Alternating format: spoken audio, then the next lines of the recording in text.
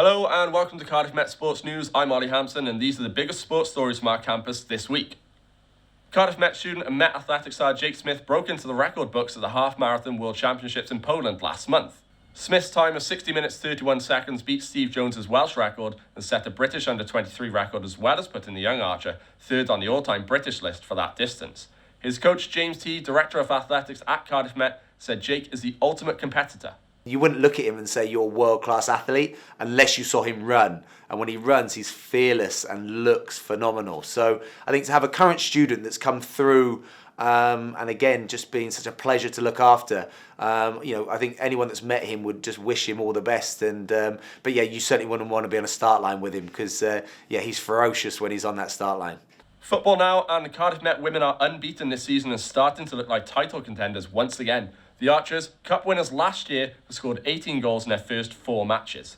Their fixtures are suspended during the current fire break, but they return to action later this month, and talks are being held to see if their home fixtures can be live streamed on Cardiff Met Sport TV. More on that soon.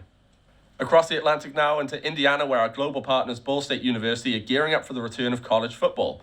There were fears that there would be no matches played this year due to the pandemic, but the Cardinals players have been shooting a new promo with SportLink students, and the MAC League gets underway with a game against Miami before they welcome Eastern Michigan to Schumann Stadium in Muncie next week. And finally, we bring you some sad news. Former Cardiff Met student and global rugby legend JJ Williams has passed away at the age of 72.